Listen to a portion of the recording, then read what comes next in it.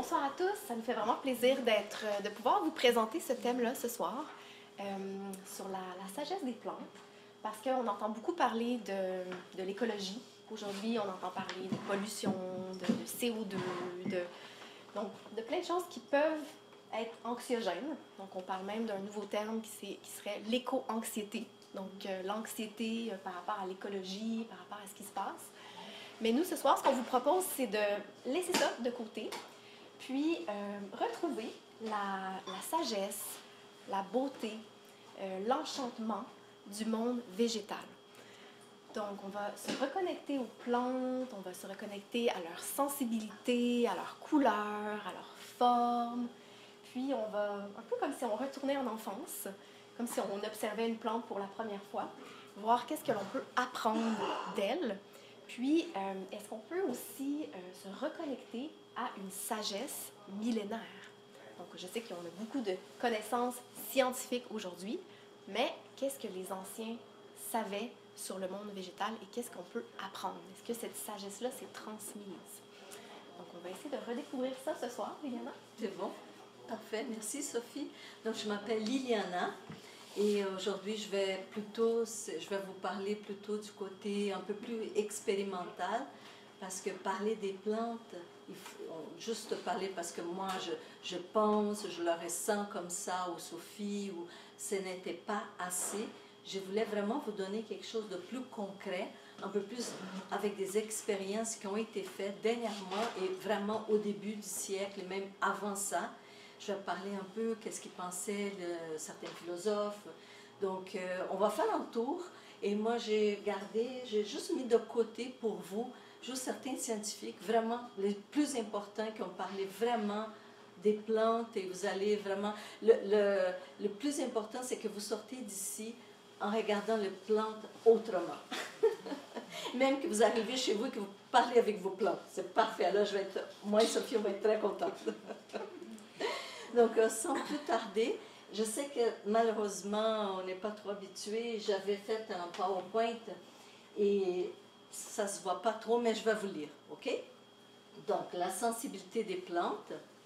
Et la phrase la suivante, c'est que Nikola Tesla, c'est un grand scientifique, hein, il est très, très important pour nous sur l'électricité. Beaucoup de choses ont été faites, des travaux ont été faits pour lui. Donc, je vais vous lire cette phrase. Le jour, c'est lui qui l'a dit cette phrase, le jour où la science commencera à s'intéresser aux phénomènes non physiques, elle fera plus de progrès en une décennie que dans tous les siècles de son existence. Donc, vous voyez qu'il y a quelque chose ici d'intéressant, les phénomènes non physiques. Parce que qu'est-ce qui arrive aujourd'hui? Que la science parle trop des phénomènes physiques et les plantes. Et pourquoi? Tous ces travaux ont été faits. Vous allez voir que tout ce que je vais montrer, c'est au moins 5 fois plus ça, des travaux qui ont été faits, incroyables, sur les plantes. On pouvait être tellement, vraiment plus avancé sur les connaissances de plantes et nous ne sommes pas. Pourquoi?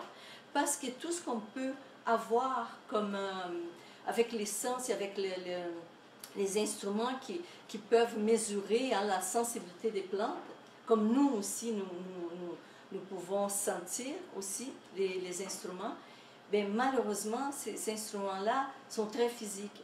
Et la sensibilité des plantes, sont tellement sensibles que malheureusement, on ne peut pas mesurer avec des instruments physiques comme la science. Mais quand même, vous allez voir qu'il y a du monde, ils sont assez géniaux, ces scientifiques-là, et quand ils sont arrivés à des expériences que nous-mêmes, nous pourrons faire dans notre maison, chez nous, et je trouve ça vraiment, j'espère que je vais pouvoir vous passer cet amour et cette envie de connaître un peu plus et se relier autrement, comme Sophie dit, avec les plantes. Donc, sans plus tarder, on va commencer. Je l'ai tranquillement. Ça peut être très exhaustif, mais vous allez voir, je fais quelque chose de simple. Ils sont les plus importants. Je vais parler des scientifiques les plus importants. Je sais que vous ne pouvez pas le voir, mais je vais le montrer avec le doigt et je vais dire le nom et qu'est-ce qu'on fait. OK? On va aller tranquillement. Donc, d'abord et avant tout, c'est sûr qu'on va commencer avec Aristote. Aristote, il est très important. C'est un philosophe qui est très important. Lui, il a été le disciple, on sait, de Platon. Et pourquoi il est important? Parce que c'est lui qui va dire que les plantes ou les végétaux, ils ont une âme. Mais il ne va pas parler d'une âme comme nous l'entendons. Il va parler d'une âme, par exemple, une âme végétale. Et lui va dire que les animaux, il y a une âme sensible, que les plantes, ils n'ont pas d'âme sensible. Et c'est là qu'il va commencer, ça va commencer comme cette pensée-là qui va rester pour longtemps, que les âmes, que les plantes, ils n'ont pas une âme sensible. Et vous allez voir. On va continuer tranquillement. Et, et que l'humain, il y a une âme intelligible, intelligente. Donc lui, il a fait comme une distinction et dit, bon, les végétaux, il y a une âme qui n'est pas sensible, elle est végétale. Ok, on va continuer là-dessus. Vous allez comprendre comment ça va évoluer, cette idée-là aussi.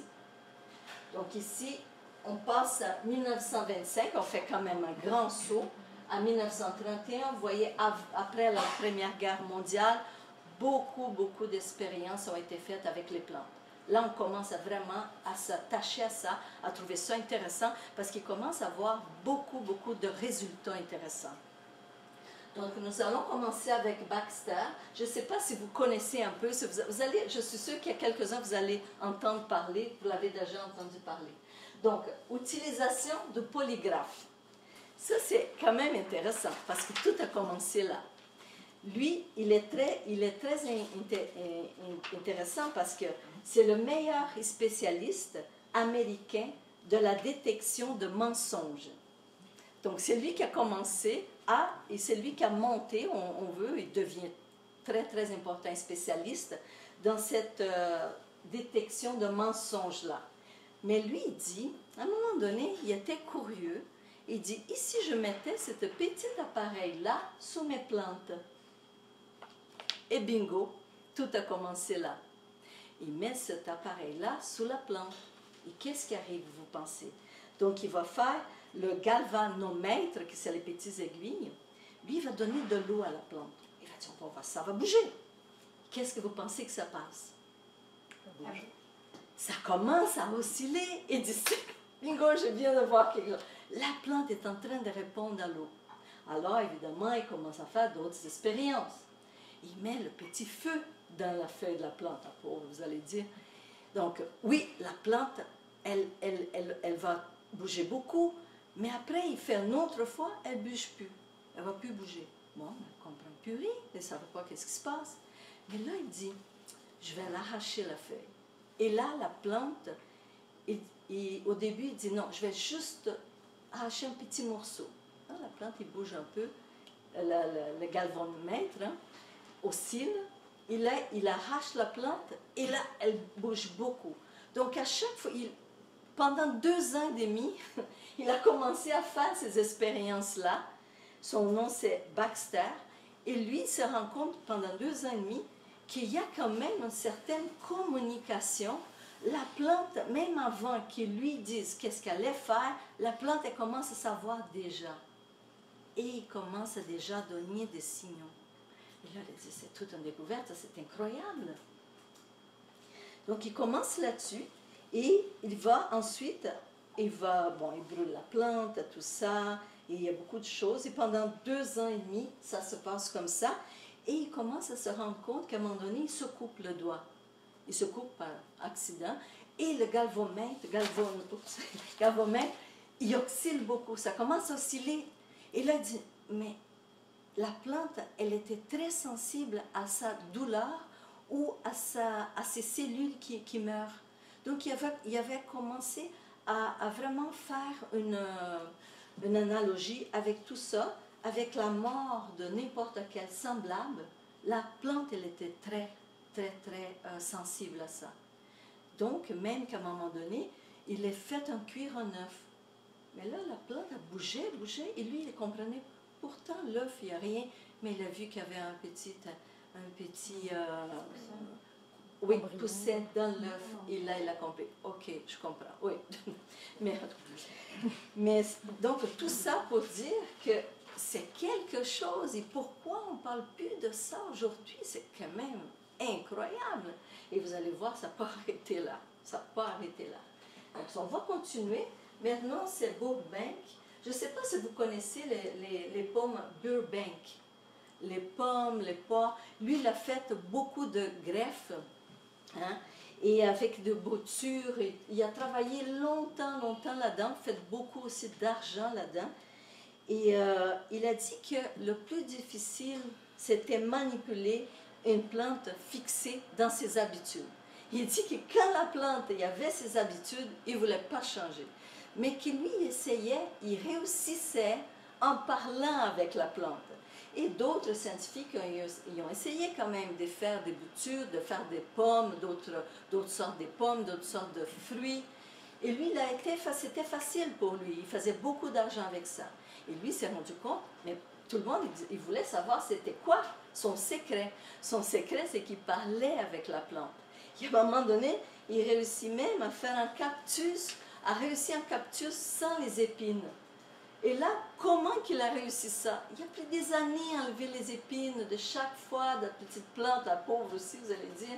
Et à chaque fois, il naissait sans moins de petites épines, jusqu'à le jour que, quand vous voyez dans le marché, il y a des cactus qui n'ont pas d'épines, mais c'est lui qui a réussi à faire ça. Et comment qu'il a réussi à faire ça? Il dit, vous n'avez pas besoin de vos épines pour vous défendre, je vous protégerai. Il disait ça au cactus. C'est ok. Moi aussi, je trouve. Bon, on va continuer. Donc après, on a Carver. Carver, c'est ça, c'est quand même après la guerre, la première guerre, il plante des arachides, il fait extrait de l'huile, et évidemment, cet aliment-là, après la guerre, vous savez qu'il y a la famine.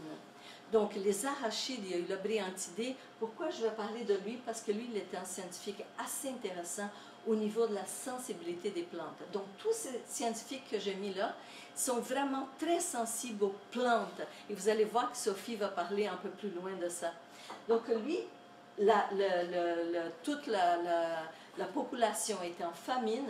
Et lui, avec le beurre d'arachide, il a sorti, il a fait beaucoup de choses. Et aujourd'hui, vous savez comme c'est important le beurre d'arachide, on mange du beurre d'arachide, l'huile aussi.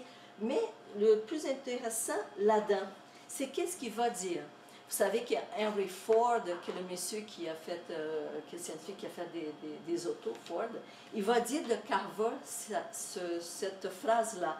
C'était le plus grand homme de science vivant. Et aujourd'hui, on ne parle quasiment pas de Carver. Peut-être, non? C'est ça, on ne le connaît pas du tout. Donc, ça, pour vous voir comme il était sensible, cet scientifique-là, par rapport aux fleurs, les plantes et tout ça. Il va dire, lorsque je touche cette fleur, je touche l'infini. Elle a existé sur cette terre, bien avant les êtres humains, et continuera d'exister pendant des millions d'années à venir. Quand je parle avec elle, je parle avec le monde invisible. C'est très beau parce que c'est un scientifique et lui, il était vraiment très, très relié à la Terre, comme notre journée aujourd'hui, évidemment. Il parlait beaucoup à ce monde invisible parce que les plantes, ils font partie de ce monde invisible. Pour nous, elles ne bougent pas, il n'y a rien qui se passe. Mais si vous savez, ça fait des millions d'années qu'elles sont là, qu'elles sont très sensibles à nous, très sensible à son environnement, très sensible à tout ce qui se passe. Et si on peut se connecter avec ces petites plantes-là, au moins votre plante de chez vous, parce que chaque personne, chez nous, il y a une petite plante à quelque part, vous allez voir comme ça va être intéressant. Comme ça, beaucoup de choses, vous pouvez le faire. Et vous allez voir, il y a d'autres expériences. Donc, on va continuer. Donc, ça, c'est là, on passe maintenant à ici, à Singh et Dorothy Retalak. Entre 1950 et 1971, on fait un grand boom parce qu'il y a beaucoup de scientifiques qui ont été là. Et je vais vous dire, c'est incroyable. Je n'ai jamais vu autant de scientifiques qui ont fait des expérimentations sur les plantes. Donc, si on comprend ici, c'est Singh et Dorothy Retalak, l'influence de la musique ancienne et traditionnelle. Là, c'est au côté musique. Ça, on connaît plus, on a entendu un peu plus parce que c'est plus moderne. Donc, Singh, il a prouvé sans ombre d'un doute, parce que là c'est vraiment prouvé scientifiquement, que les ondes sonores harmoniques affectaient la croissance des plantes. Donc ça c'est incroyable, pour la production de plantes et des fleurs. On ne parle pas de juste 15% ou 20%, on parle de 50%. Mais c'est beaucoup. Et pourquoi nous ne faisons plus ça encore? Pourquoi maintenant on met des additifs, on met des... Vous savez qu'il y a une grande industrie dans tout ça, hein? Donc on n'a pas besoin d'aller plus loin. Donc les fruits, les graines, c'est à 50% de plus. Il était d'origine indienne, il faisait écouter ses plantes des musiques anciennes ancestrales. Et la production, elle devenait, elle augmentait de 50 la production. C'est quand même incroyable. Dorothy Retalak est l'autre femme scientifique. Elle étudiait l'impression des différentes musiques sur la croissance des plantes. Et désolée pour les personnes qui aiment le rock ici. Ça n'aide pas à la croissance des plantes? Désolée, mais ça diminue sa croissance. Et même pire que ça, c'est que la plante croît vers la direction contraire de la musique. Bon, c'est le point que je voulais dire. Arrêtez là. Alors, maintenant pour Vogel. Vogel, vous savez, Vogel, on l'entend parler, oui, hein, on l'entend. Bon, on en a entendu parler. Fasciné par cette théorie concernant l'énergie psychique, parce qu'il était très intéressant là-dedans, un peu ésotérique, il a fait une expérience assez intéressante. Il a demandé à son aide de laboratoire, une jeune femme, de cueillir deux feuilles de saxifrage. Je ne sais pas si vous le connaissez, si vous aimez bien les petites plantes, c'est de petites fleurs tout petites, saxifrage. En déposant une sur son salon et un autre sur son chevet, hein, à côté de son lit. En se levant, elle allait prendre cette petite feuille-là, même pas toucher, la laisser là, et elle allait suggérer de continuer à vivre. Et l'autre, elle n'allait même pas rien dire et rien parler et même pas donner d'attention. Évidemment, il a été très stupéfait par le résultat de cette expérience-là, qu'on peut la faire à la maison. Hein, je vous invite à le faire. La feuille délaissée de son amie était brune, c'est là qu'elle ne parlait pas, évidemment, morte. Et l'autre, imaginez-vous, sans l'eau coupée de la plante, elle était verte et pleine de vigueur. Donc ça, on peut le faire. C'est quand même, écoutez, c'est quand même incroyable. Quand même incroyable. Alors, il a fait la même expérience parce qu'il a dit, bon, ok, peut-être dans le salon, il y avait plus de, je ne sais pas, il n'y avait pas de lumière, peut-être dans sa chambre qui était à côté d'elle, qu'elle parlait, il y avait plus de humidité, je ne sais pas. Donc, évidemment, comme scientifique, il a pris 3 petites feuilles, il a mis ça sur une plaque de verre et il a commencé à se concentrer sur les 2 feuilles à l'extérieur, les 3 petites feuilles comme ça sur une plaque de verre. Donc les 2 petites feuilles, il donnait cette bonne énergie, il disait qu'il voulait qu'il continue à vivre, bon, bref. Et celui-là du milieu, il ne disait rien, il ignorait. Et imaginez-vous qu'est-ce qui s'est passé, hein? Bon, et ainsi de suite. Donc il arriva à la conclusion que l'intentionnalité, l'intention, imaginez-vous, l'intention, fait partie du champ, ça fait partie du champ énergétique. Donc ça, c'est quand même assez intéressant pour nous. Et aujourd'hui, on parle encore? Non. Il s'aperçut que certains philodendrons, c'est des petites, je ne sais pas si on a ici, c'est quasiment comme celui, ah oui, si, exactement. On la connaît tous, hein? Certains philodendrons répondaient plus vite et autres moins vite. Et que non seulement les plantes, mais chacune de leurs feuilles avait leur individualité propre. Donc, ils sont tous individuels. Ils ne sont pas, même les feuilles, dans une seule plante, ils répondent différemment. Ils ne sont plus gâtés, l'autre moins gâté, plus courageuse, moins courageuse. Mais oui. L'homme il doit communiquer avec les végétaux, disait Vogel. Les plantes, elles sont sensibles, vivantes, enracinées dans l'espace, il dit. Elles peuvent être sourdes et muettes au sens où l'homme l'entend. Au sens où l'homme l'entend.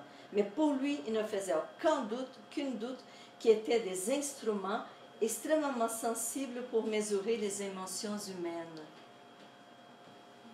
C'est pas beau ça? Hein?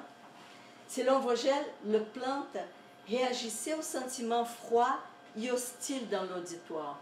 C'est là la problématique, et que quand eux ils amenaient tout ça pour prouver, qu'est-ce que vous pensez que faisaient les plantes? Figeaient. Eux autres, moi je ne réponds pas, personne ne va me faire répondre. Parce qu'ils ne connaissaient pas le monde d'auditoire, ils avaient peur, les plantes. Et il y avait cette barrière-là, parce qu'ils devaient à chaque fois montrer à ce monde qui était là que ça marchait, ces expériences, ils étaient vraiment des vrais, ça marchait, et pourtant ils ne pouvaient pas prouver ça. Parce que chaque fois, il y avait cette communication effective que ça ne marchait pas. Donc, neutraliser ces forces, là justement, c'était la plus difficile tâche selon lui. Parce que chaque fois qu'il allait prouver ses expériences, ça ne marchait pas. Alors, la plante a fait, c'est ça, il disait que la plante il faisait morte et aucune réponse ne pouvait pas être obtenue. Donc, à chaque fois, ça tombait mort. Il disait que l'empathie pour les plantes, c'était la clé. Hein? Toutes les vérifications seront vaines tant que ces expériences ne seront pas menées par des techniciens qualifiés. Qualifiés, ça veut dire qui ont vraiment un bon cœur, qui sont des bonnes intentions, qui sont là, sont là pas juste froides et qui n'ont pas cette froideur-là. Et les plantes, ils bougent plus.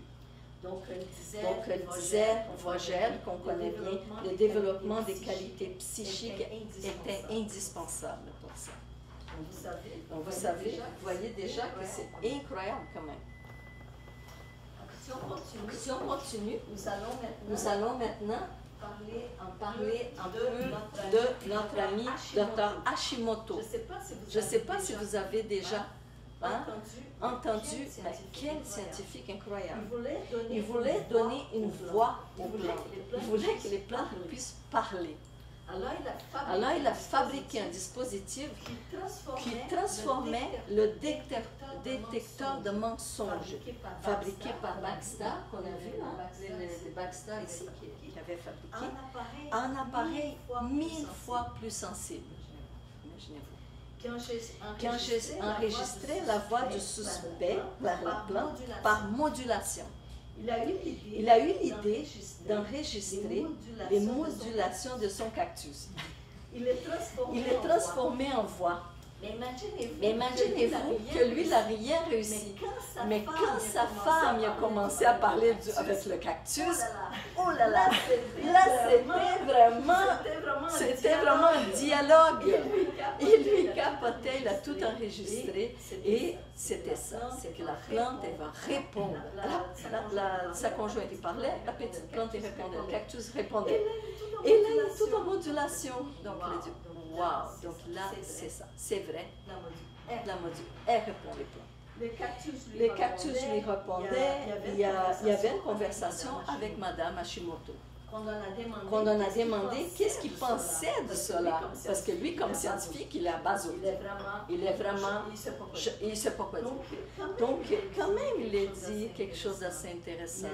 Il a répondu que de nombreux autres phénomènes sont inexplicables dans l'état présent des théories physiques. Il croit qu'un monde, regardez bien ça, quadridimensionnel et immatériel contrôle le monde tridimensionnel, que c'est notre monde, défini par la physique, et qu'il est l'ombre de l'autre monde immatériel.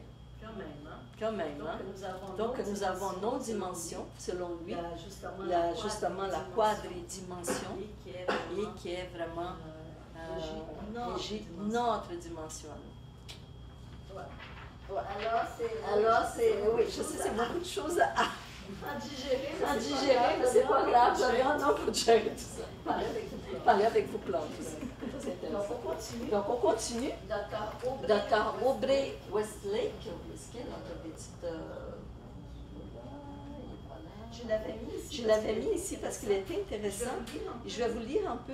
Il a quand même vécu 92 ans, un autre scientifique incroyable qui a parlé, qui a fait beaucoup d'expériences sur les plantes. Et il dit, nous sommes enfermés dans une vallée des concepts matérialistes et refusons d'admettre qu'il y ait autre chose que le monde physique et matériel perçu par nos 5 sens. Donc tout là commence, c'est sûr. C'est pour ça qu'on ne peut pas, on ne s'ouvre pas aux plantes finalement, parce qu'on est fermé dans ce monde matériel-là et physique. Les plantes sont constamment en train de s'observer et d'enregistrer des événements et des phénomènes. Donc l'homme ignore tout, enfermé qu'il est dans sa vision anthropocentrique du monde qui lui relève subjectivement ses 5 sens. 5 sens. Donc c'est sûr que lui, il mesure tout par ses 5 sens. Mais la plante, elle ne va pas sentir les choses comme ça. Elle sent autrement. Alors pour lui, comme il ne peut pas, c'est tous les appareils qu'il fait scientifiques. Ça passe par ses sens pour mesurer la plante et la sensibilité de la plante. Et c'est sûr que lui, il ne peut pas trop capter tout ça. Il faut qu'il soit très sensible pour capter ces choses-là. Donc il dit aussi, les plantes peuvent distinguer des sons inaudibles à l'oreille humaine et des ondes de lumière invisibles à l'œil humain, tels les rayons infrarouges et ultraviolets. Donc nous ne voyons pas, mais les plantes, ils le voient, parce qu'elles bougent, ils vont vers la lumière. Par exemple, les fleurs alpines dans les Alpes ont une notion si précise des saisons qu'elles savent exactement quand arrive le printemps. Ils se fraient un chemin à travers la neige grâce à la chaleur qu'ils produisent. Donc comment qu'elles arrivent à faire ça, ils ne savent pas encore. Là maintenant, quasiment fini, ne vous inquiétez pas. Francis Allais, là il est là. Est-ce que vous connaissez, là c'est vraiment actuel, on est dans notre siècle. Francis Allais, lui il est botaniste et lui il a fait un film avec Luc Jacquet qui s'appelle Il était une forêt. C'est ça. Ceux-là qui aiment beaucoup ça, c'est sûr, c'est très connu. C'est le metteur en scène. Il permet à un jeune public aussi de découvrir cet écosystème des forêts primaires. Parce que vous savez qu'il y a des livres qui ont été faits sur les arbres, il y a beaucoup de choses qui commencent à sortir sur les arbres. Ça, c'est intéressant. Donc, Francis Allais, il a dit, les plantes qui ont une mémoire, elles ont une intelligence et elles sont même timides. Autant de caractéristiques que nous attribuons, qui nous n'attribuons pas naturellement aux plantes, il dit. Et pourtant, il dit, loin d'être les seules caractéristiques des animaux, ces qualités appartiennent tout autant aux végétaux, si on veut bien se défaire de certains préjugés. Parce que nous avons des préjugés. Puisque les plantes ne bougent pas, puisqu'ils ne marchent pas, puisqu'ils ne parlent pas, elles ne sont pas intelligentes, ils ne ressentent rien, on l'arrache, on jette. Bon, non, c'est pas comme ça. Alors il dit, qu'est-ce que le végétal? Il dit, non seulement nous ne savons pas grand-chose jusqu'à aujourd'hui, tous les siècles, en fait tous les siècles, depuis 1900, même avant jusqu'à aujourd'hui, on ne sait pas grand-chose sur les végétaux. On est allé sur la Lune, on s'en va sur Mars, et on ne sait rien sur les végétaux. Et ça vient chercher. Mais les réponses passent forcément par un déconditionnement. Oui, il y a un déconditionnement, il faut le dire. Beaucoup dans notre aujourd'hui science actuelle, il y a un déconditionnement sur ça. Par une rupture avec notre confort de pensée. Évidemment. Pourquoi vous pensez qu'il y a un confort de penser que les plantes ne sentent rien? Ça fait notre affaire, évidemment. Qu'est-ce que vous pensez de ça? Il y a beaucoup de ça. Donc si nous avons de nombreux concepts pour penser l'humain et l'animal, nous sommes démunis dès que nous essayons de décrire spécifiquement le monde végétal. Parce que ça fait notre affaire. Ça fait notre affaire. Et c'est plate pour les végétariens, mais eux, ils ne veulent pas entendre trop non plus parler. Mais c'est ceux qui vont sentir les plantes, ils sont extrêmement sensibles, c'est sûr. Alors il y a quelqu'un qui a demandé, mais n'avez-vous pas tenté de penser qu'il existe intelligence des plantes? Il dit oui, il y en a une. Et c'est là le hic, et c'est pour ça que je vous ai amené ça, parce que je trouvais intéressant. Il dit oui, sans doute, mais à condition de redéfinir le concept d'intelligence. Ah, exactement. Donc il dit, en comparant les définitions courantes de l'intelligence, j'ai réalisé que celle-ci reposait sur 3 critères. Pour nous, l'intelligence. Avoir un cerveau, être doté d'un langage sonore. Avoir un cerveau, il faudrait avoir un cerveau pour être intelligent. C'est ce que nous disons. Avoir un langage sonore, oui, parce que si la personne ou la chose n'a pas un langage sonore, ben, il n'est pas intelligent, c'est ça notre tête. Hein? Et avoir la possibilité de se déplacer. Dans cette affaire, l'humain, autant de ses définitions, parce que c'est lui-même qui se donne cette définition-là, est un peu juge parti, n'est-ce pas? Si vous pensez. Avec Jérémie Narby, qui c'est un autre scientifique, nous avons été tentés de créer un mot nouveau. Mais nous avons jugé plus opportun de maintenir le terme d'intelligence des plantes.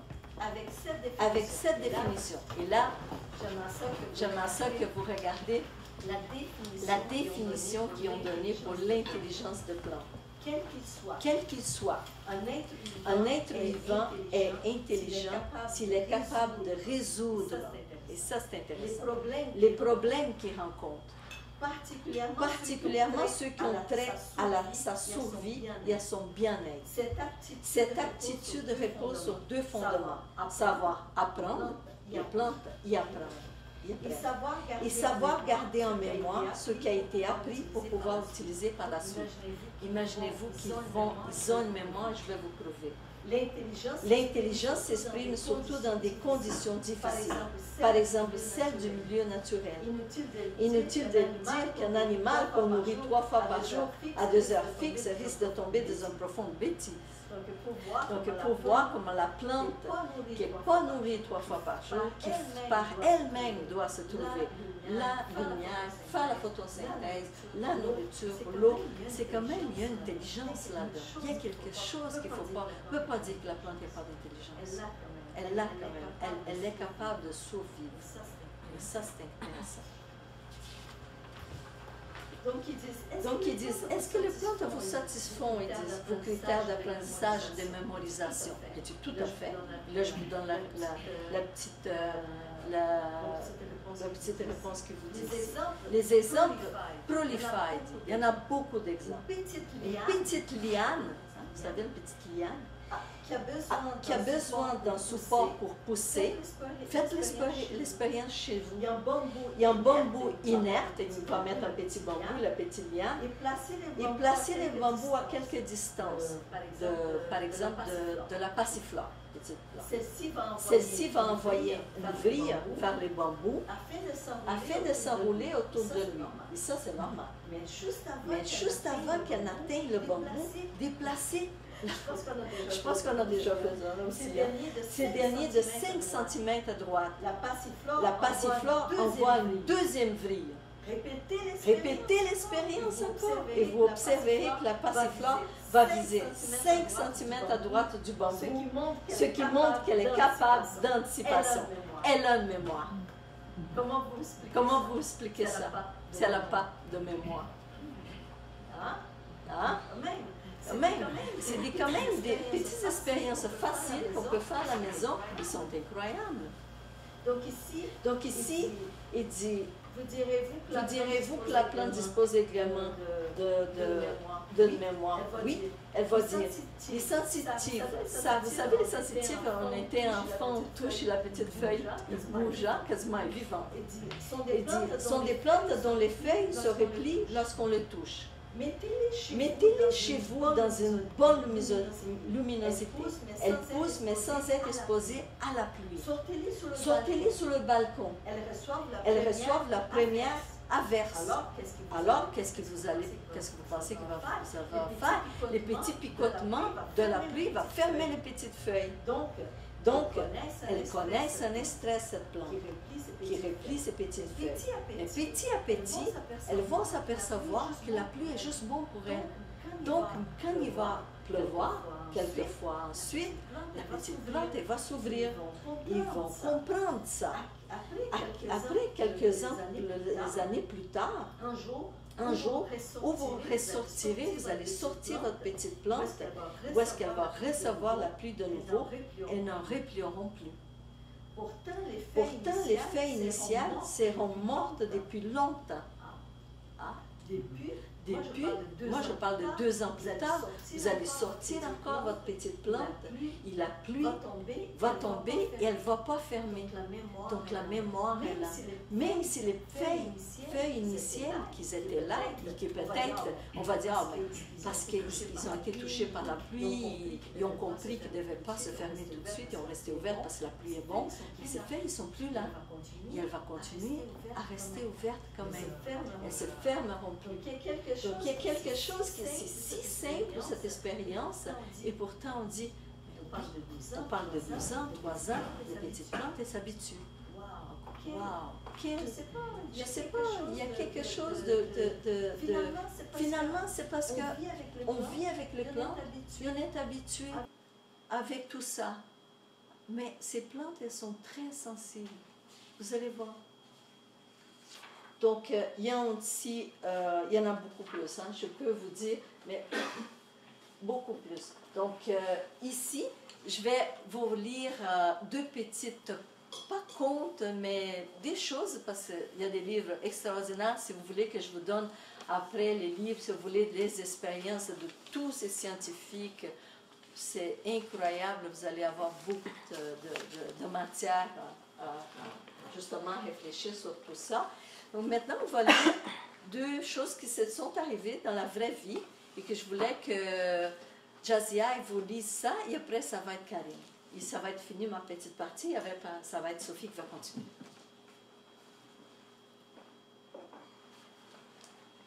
Alors, je vais vous lire l'Amaryllis détective.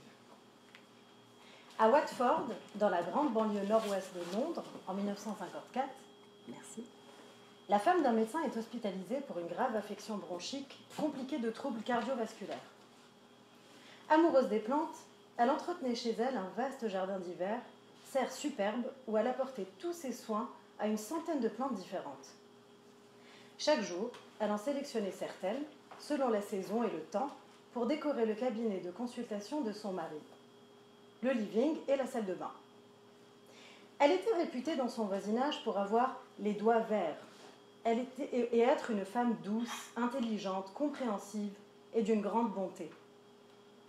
Hospitalisée, elle demanda à son mari de lui apporter une plante pour garnir sa chambre. Il choisit un amaryllis. Un jour, en fin de matinée, alors que le médecin venait de passer et de prescrire une nouvelle médication au vu de résultats d'analyse, l'amaryllis en fleurs modifia brusquement son apparence. Les hampes florales s'inclinèrent. On aurait pu croire que les pétales saignaient, blancs qu'ils étaient, ourlés de pourpre. La malade, trop habituée au comportement de ces plantes, appela l'infirmière, puis insista pour qu'on fasse revenir le médecin. L'apparence de l'amaryllis avait commencé à changer sur la fin de sa présence. Le médecin revenu fut surpris, lui aussi, par l'air malheureux du végétal parfaitement anormal. Sur les instances de sa patiente, il consulta à nouveau les résultats d'analyse, revérifia son diagnostic et les médications qu'il avait préconisées. Tout était exact. Mais l'infirmière chef, chargée d'enregistrer les prescriptions pour les envoyer à la pharmacie de la clinique, avait commis une légère faute d'orthographe dans l'énoncé d'un médicament. Petite erreur aux graves conséquences. Mal écrit, le nom devenait celui d'un autre médicament ne convenant absolument pas et pouvant même être fatal. L'Amaryllis avait sauvé la vie de celle qui, depuis longtemps, était pour lui une compagne attentive et vigilante, aimante.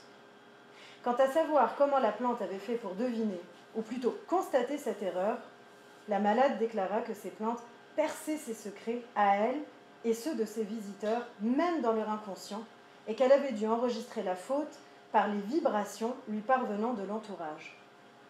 Nous savons maintenant que cela est tout à fait possible et même probable.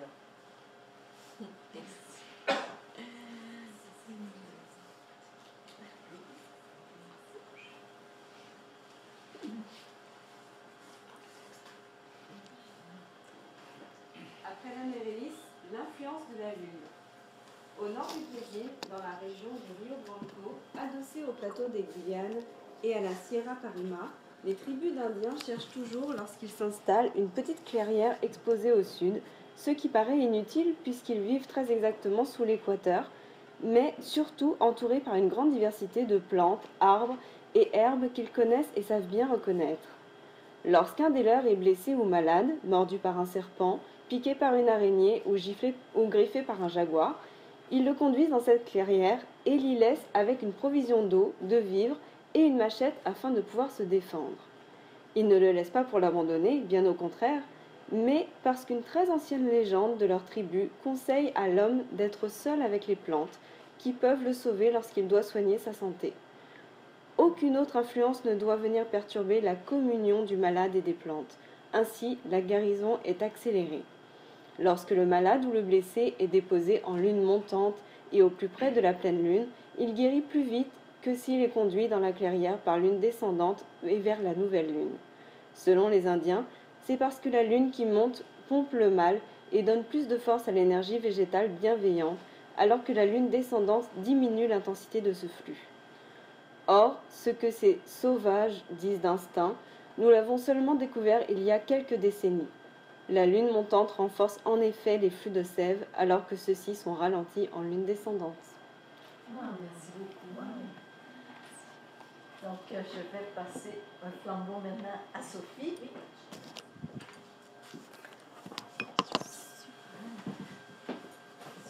Merci beaucoup, Liliana, pour cette première partie époustouflante. Alors, pour ma partie, en fait, ça va être une partie plus participative. Donc, on va tester vos connaissances sur les plantes. Merci. On va juste changer le PowerPoint. Alors,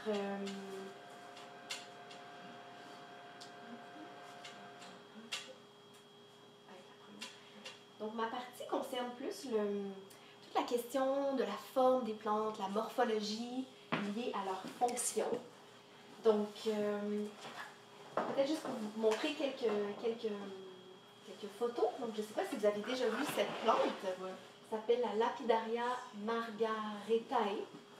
Donc, on pourrait penser que ce sont des pierres, des roches, mais c'est un végétal. C'est incroyable à quel point, comme Liliana disait, la plante s'adapte à son environnement. Et il y a des plantes qui ont l'air pratiquement de faire partie du monde minéral. Et il y a des plantes aussi qui font presque partie du monde animal.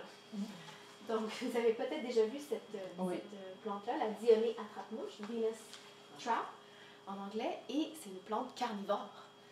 Donc, c'est incroyable à quel point les formes changent, les expressions du monde végétal sont multiples, mais on va voir qu'elles répondent à des principes unitaires, donc des principes uniques.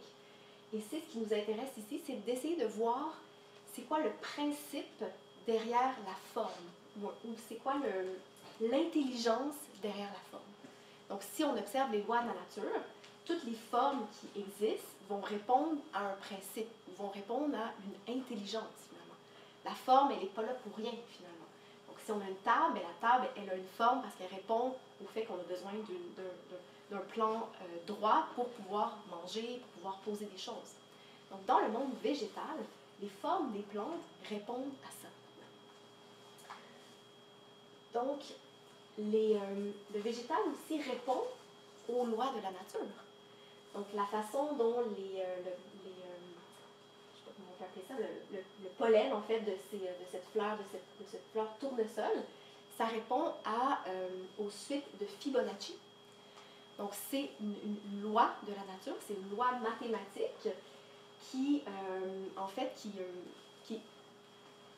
n'est pas seulement l'expression des fleurs, mais entre autres, tout l'escargot, donc la façon dont l'escargot, la façon dont notre main peut se plier. Donc, c'est quand même incroyable, notre main, on peut faire un plan droit, mais le fait qu'elle puisse se plier comme un escargot, c'est parce que nos jointures vont répondre à la loi des suites de Fibonacci. Donc, le monde végétal répond aux grandes lois de la nature. Donc, ça nous vient des anciens. Donc, les anciens connaissaient ça. Aujourd'hui, on redécouvre ça.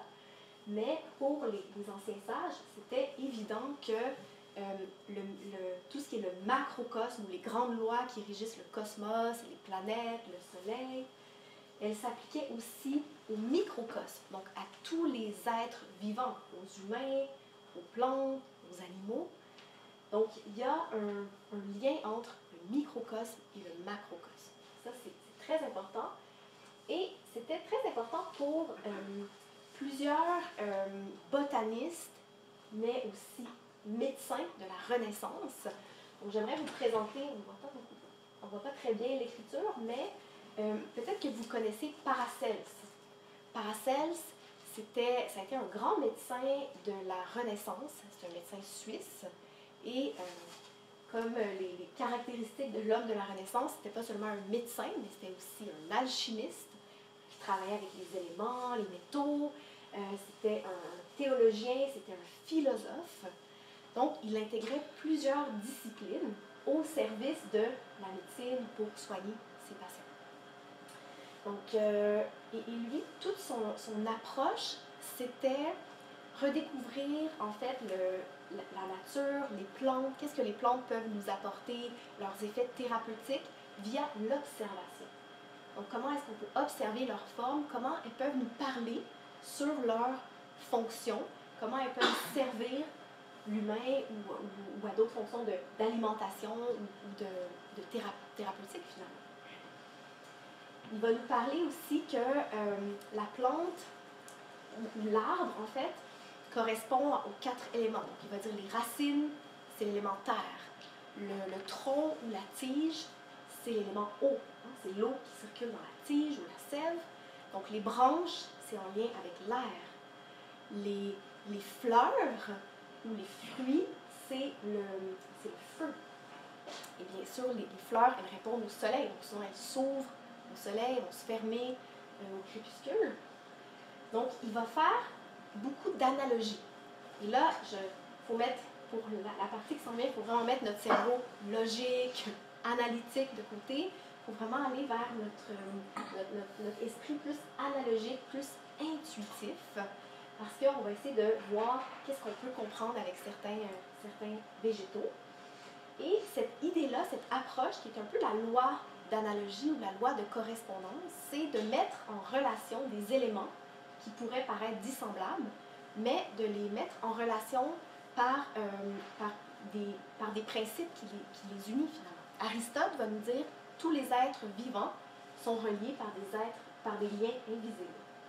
Donc, c'est quoi par exemple une analogie? On pourrait parler comme le soleil. Le soleil, c'est un peu comme si on essaie de le relier avec un métal, on va parler de l'or. L'or, c'est comme le soleil, c'est jaune, c'est brillant. La lune, on va la relier au métal argent. Toutes les planètes aussi, on peut les relier avec le monde minéral, mais les plantes, pour Paracelse, c'était la même chose. Chaque plante avait sa planète qui la protégeait. Elle était sous l'influence d'une certaine planète. Donc les fleurs jaunes, entre autres, elles étaient sous l'influence du soleil. C'est intéressant parce que l'image qu'on avait tout à l'heure du tournesol, donc qui se tourne comme qui suit le soleil, donc il y a une correspondance, il y a une analogie. Donc voilà l'idée avec le petit exercice que j'aimerais qu'on fasse ensemble, c'est d'essayer de voir avec certains végétaux comment, en observant leurs caractéristiques, en quoi cela peut être utile, ou c'est quoi leur vertu thérapeutique, finalement. Vous êtes prêts? Oui. Alors, on a ici des rondelles de carottes coupées. Donc, à quoi ça vous fait penser? À quelle partie du corps? Intéressant. Très intéressant. On a aussi, j'ai mis des photos de bâtonnets de carottes. On coupe des carottes en bâtonnets. Les carottes, elles ont une forme conique aussi. Donc, et qu'est-ce qu'il y a dans les yeux? Les cônes, les bâtonnets. Intéressant. Donc, je sais que peut-être ça peut sembler farfelu, cette théorie-là. Ça s'appelle la théorie de la doctrine des signatures, la théorie des signatures. Moi, je l'ai apprise à l'école quand j'étais à l'université. Je faisais un cours en lien avec la santé, tout ça. Puis, on riait de ça. On disait, ah, ça, c'est arriéré, c'était les gens de l'époque, ils ne connaissaient pas la science actuelle, la science pure et dure, donc ils étaient un peu infantiles, ils faisaient ce qu'ils pouvaient pour découvrir les vertus thérapeutiques. Mais en même temps, si on sait que, par exemple, en Amazonie, il y a 10 000, 20 000 variétés de plantes, comment est-ce que les chamans ont fait pour savoir quelle plante peut guérir telle chose? C'est impossible. Il y en a qui vont dire, ben, on va y aller par essai-erreur. C'est long. Ça fait beaucoup. C'est long. Oui, je comprends qu'il y a une disséminer la population. Mais il y en a à parler que les plantes ont cette sensibilité, mais les chamans ou ceux qui ont ce contact-là, ils avaient cette sensibilité-là. Heureusement, moi je ne l'ai pas, j'aimerais ça l'avoir, mais il y a des gens qui ont cette sensibilité de capter le langage des plantes. Qu'est-ce que cette plante-là, à quoi elle peut servir? Donc, se connecter avec l'âme de la plante, avec l'essence de la plante, c'est incroyable. Ça peut être incroyable de vivre ça. Donc voilà, mais au moins, il y a des signes qui sont plus évidents. Il y en a qui le sont moins, mais on va au moins voir ceux qui sont plus évidents. Alors, vous avez la bonne réponse. L'œil, donc bêta, donc les carottes, bêta-carotène, précurseur de la vitamine A, très important pour la vision, si on a du sel dans trop. Donc, on a ici un avocat.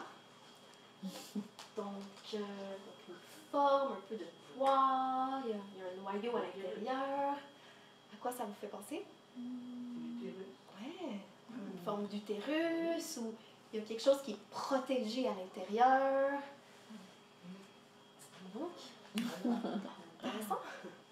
Donc, une femme enceinte, donc on sait que les avocats, entre autres, c'est très riche en oméga 9, entre autres. Ça balance les hormones. Ouais, au niveau du métabolisme, c'est excellent. Et, fait intéressant, combien de temps ça prend pour qu'un avocat mûrisse? 9 mois. C'est bon ça. C'est intéressant. On pourrait dire, bon, c'est du hasard. Peut-être. C'est quand même intéressant. C'est intéressant. Continue. Alors, note des céleris, à quoi ça pourrait nous faire penser les céleris? Moi, je dirais les os. Ah, C'est intéressant. Les os. Donc, les céleris qui sont très riches en minéraux, en potassium, en sodium, en calcium aussi, puis qui aident à minéraliser. En fait, si le corps manque de minéraux, où est-ce qu'il va aller les chercher? Dans les os. Donc, toute la famille des céleris, toutes les feuillus aussi, le kale, je pense au chou kale qui a des feuilles, mais qui a aussi des tiges longues aussi. Donc, très riche en calcium, le kale. Donc, pour les os, c'est excellent. Donc, oui, les produits laitiers, c'est bon, mais les feuillus verts, c'est excellent pour les os. Donc, vous êtes trop bons. Pas mal bon. Ah, ça là. Donc, la noix de Grenoble. C'est quand même intéressant. Ah ouais, Ça ressemble à un cerveau avec deux hémisphères. Tu regardes ça, t'es comme, wow. Donc, ça veut dire qu'il y a une correspondance. Donc, la nature ne fait pas les choses par hasard. Il y a une correspondance, il y a un lien. Il y a un lien invisible, mais il y a un lien entre la noix de Grenoble et le cerveau. Et la noix de Grenoble, c'est riche en quoi? Oméga 3. Très bon pour le développement du cerveau. Excellent pour les noix, tout ce qui est le cerveau. Voilà. Autre chose aussi qui ressemble peut-être à un cerveau. Oui, le cervelet. Oui, ça ressemble, c'est vrai que ça ressemble à un cervelet.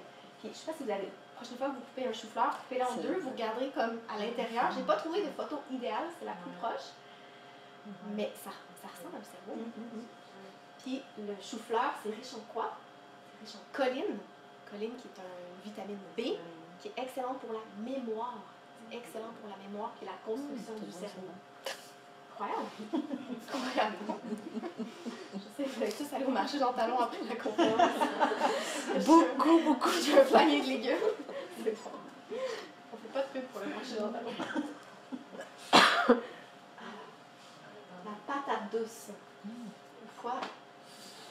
C'est pas loin du foie, c'est pas le foie. C'est pas le rein. Le pancréas.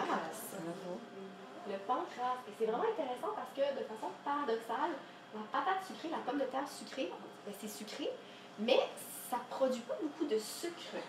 Donc, c'est, par exemple, les gens qui, bon, bien sûr avec modération, mais les gens qui ont du diabète, des choses comme ça, peuvent en consommer. C'est plus, ça contient moins de glucose qu'une patate normale.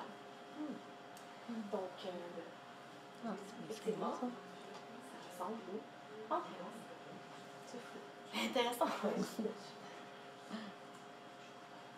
Nos fameuses betteraves. La couleur rouge, quoi ça vous fait penser?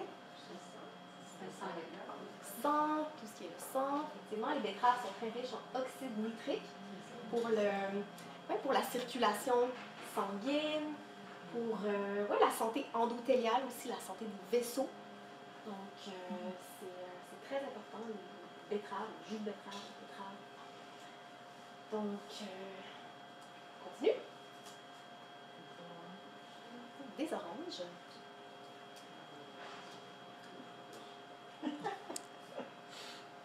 Qu'est-ce qu'on fait avec des agrumes? On les presse.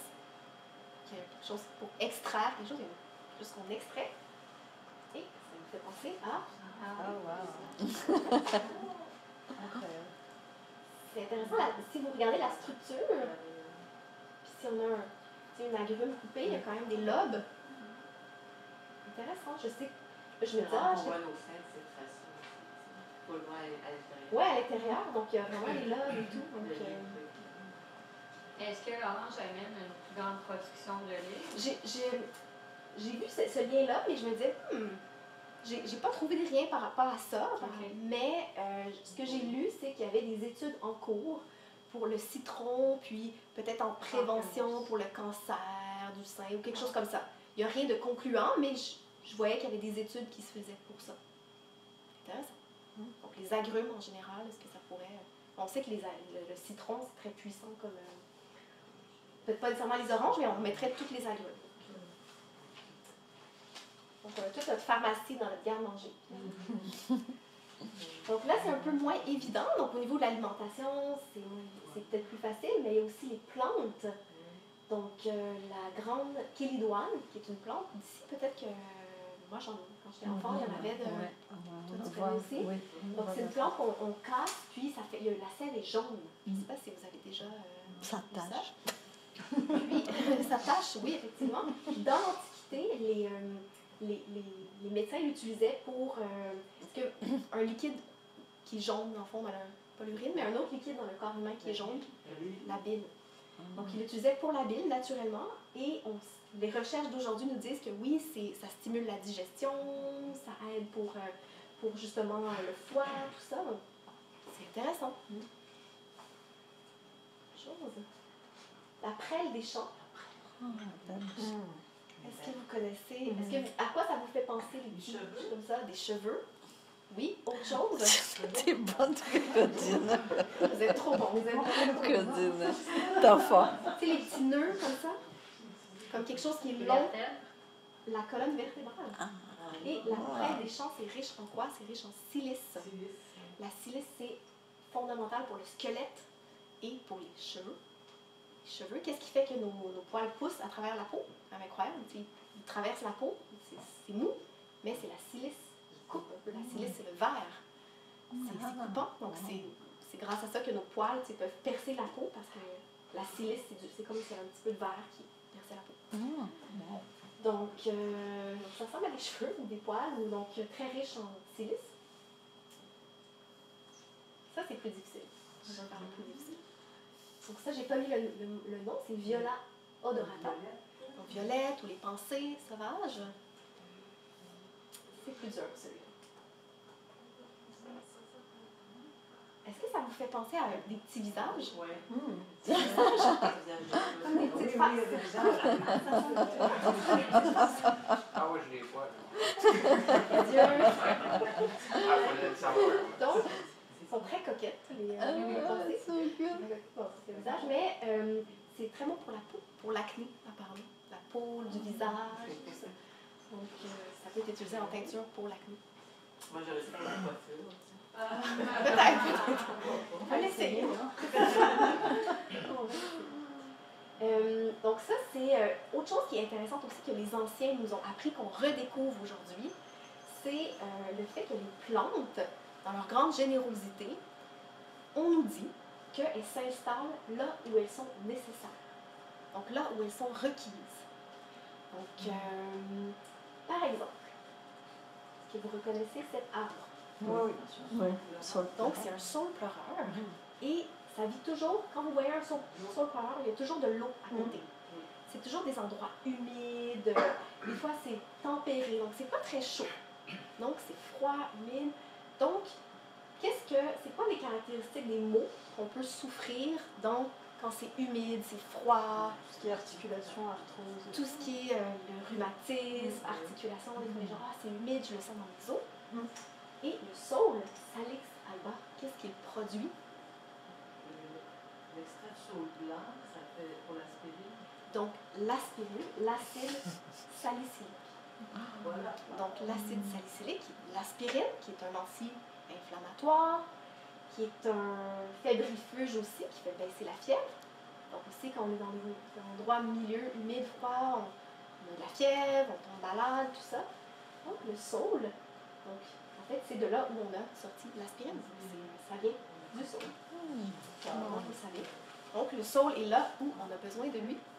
Incroyable.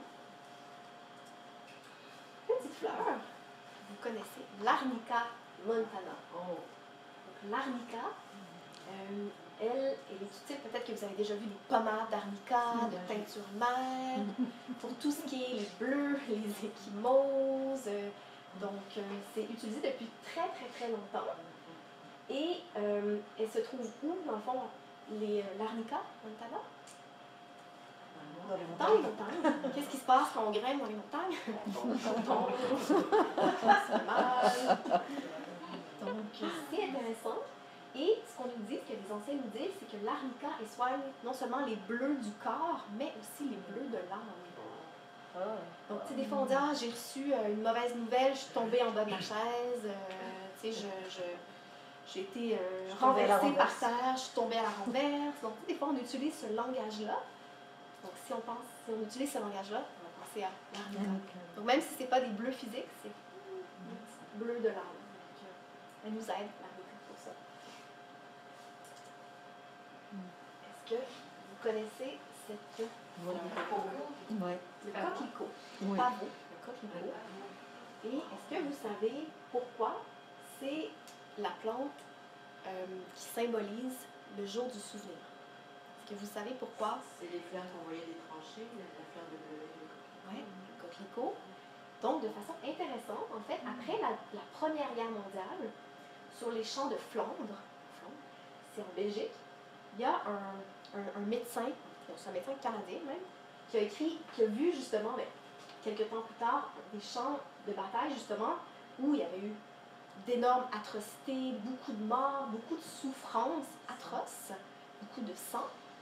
Puis, les coquelicots ont poussé.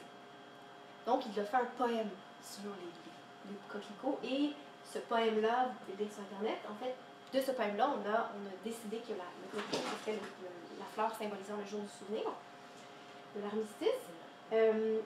Et là, il y a eu des théories. Les gens se demandaient, mais pourquoi les coquelicots ont poussé là? Pourquoi? Donc là, c'est comme toutes les théories scientifiques. Ah, ben c'est parce que la poudre à canon il y avait beaucoup d'azote, il y avait du fertilisant, donc ça va aider cette plante-là à pousser. OK. Théorie. Autre théorie. Ah, ben c'est parce que les graines de pavot, ils peuvent rester dormants pendant 80 ans sous terre. Donc là, il y a eu beaucoup de remue-terre. Donc la terre s'est remuée. Puis là, c'est à ce moment-là que le pavot a pu sortir.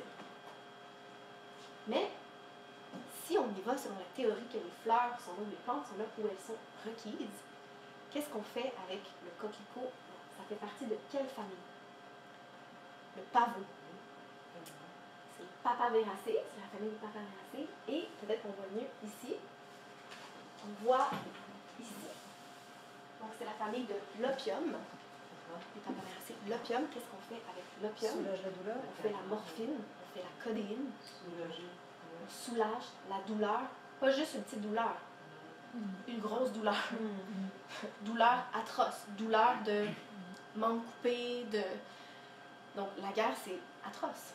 Donc, la plante, on peut penser ce qu'on veut, peut-être que le fertilisant, peut-être que c'est vrai, mais est-ce que le coquelicot a poussé là où il sentait qu'il était nécessaire?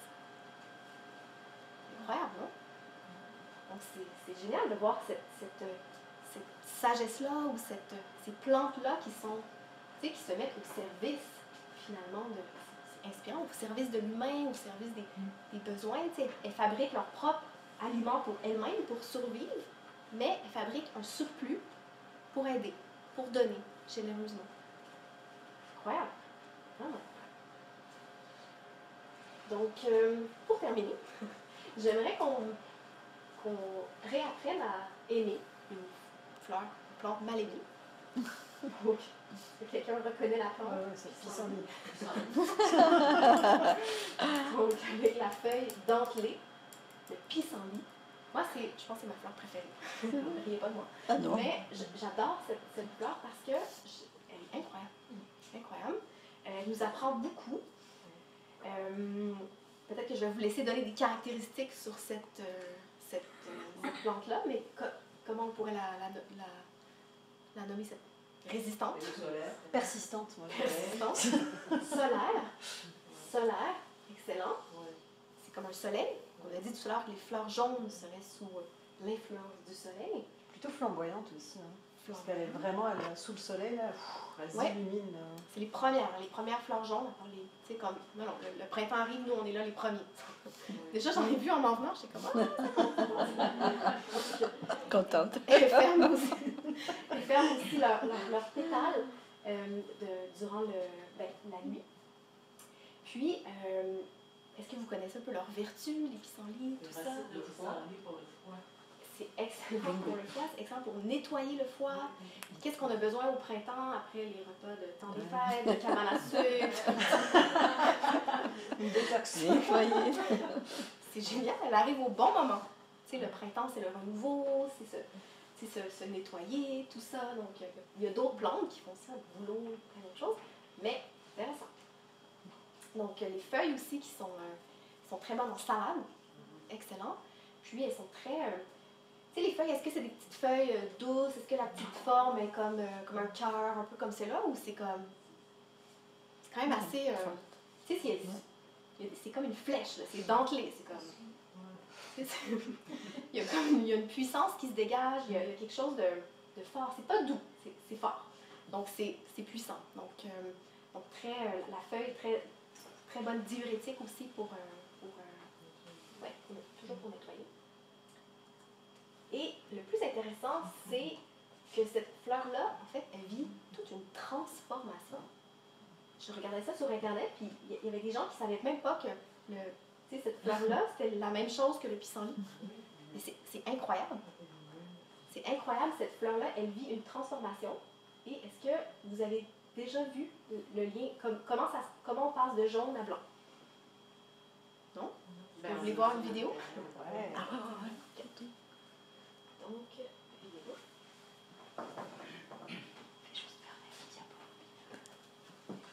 Vous allez voir le dent de lion ou le pissenlit différemment.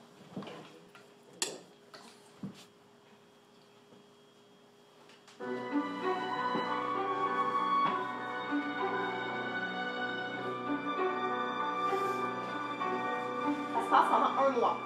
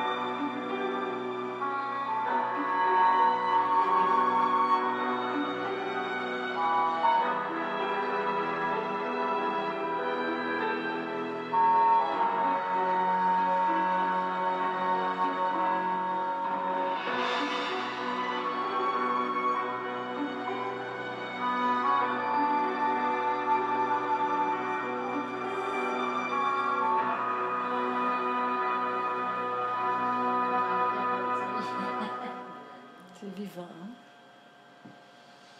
Incroyable, non? C'est comme une transformation complète. Si on passe de jaune à blanc, donc c'est vraiment une transmutation. C'est plus qu'une transformation, c'est une transmutation parce que les éléments du départ sont plus du tout dans la transformation. C'est un peu comme le même processus qu'une chenille avec un papillon, pratiquement. Donc, qu'est-ce qu'on peut apprendre de ça? Qu'est-ce que ça nous enseigne finalement, ce cycle-là? Qu'est-ce qu'on pourrait dire sur ça? Donc moi, ce que je trouve intéressant, c'est que, en fait, la plante puis toute la nature nous parle justement de... Merci. Donc, ça nous parle des cycles de la nature aussi, les cycles que l'on vit. Donc, naissance, croissance, vie, mort. Il y a comme une petite mort, hein, la fleur, elle meurt, mais il y a une renaissance, il y a une transformation et il y a transmission. Donc finalement, la fleur, elle se transforme. Donc là, il y a les petits, je ne sais pas comment on appelle ça, il y a un mot, vraiment, en tout cas, le pollen ou les graines, finalement, c'est les graines qui vont se disséminer. Que la fleur meurt vraiment. Finalement, est-ce que la fleur meurt vraiment, se transforme, puis vraiment, ensuite, ça va elle se transforme, puis ensuite, ça va être des nouvelles fleurs. C'est incroyable à quel point ça nous montre justement. Donc, c'est incroyable à quel point ça nous montre justement ce cycle-là que nous aussi, on vit à l'échelle humaine. Donc, des fois, on peut vivre des situations difficiles ou des petites morts ou des épreuves, mais on peut se transformer. On peut se transformer, on peut continuer, il peut y avoir transmission. Donc, c'est ça qui est intéressant, cette idée-là de transmission. Puis, en fait, c'est ce qu'on fait avec la philosophie, c'est d'essayer de voir justement c'est quoi cette sagesse-là qui s'est transmise dans l'histoire. Toute cette sagesse sur les plantes, sur d'autres sujets, mais qui a pu être transmise et qu'on peut récupérer aujourd'hui. Tout se transforme, rien ne naît, rien ne meurt, tout se transforme. Donc voilà, c'est la fin pour ma partie. Je pense que c'est la fin aussi pour... Très intéressant. Voilà, Merci beaucoup. apprenez à observer. Donc voilà, apprenez à observer ici, s'il y a des plantes, est-ce qu'il y a des plantes qui poussent près de chez nous, que peut-être vous avez besoin? C'est quoi les plantes avec lesquelles vous avez de l'affinité? C'est quelque chose que vous avez besoin. Moi, j'ai besoin d'une détox. Parler avec vos petites plantes à la maison aussi. Hein? Ça, c'est important. Puis leur mettre la bonne humeur. Oui. Et arrêter le rôle. À jouer. Maintenant pour les protéger. Ils sont habitués. Donc voilà, donc je pense que c'est tout, Michel. Est-ce qu'il y avait... Il y avait juste les portes ouvertes. Je pense que si j'avais... Oui, ben merci. Je vous remercie beaucoup. On pourrait...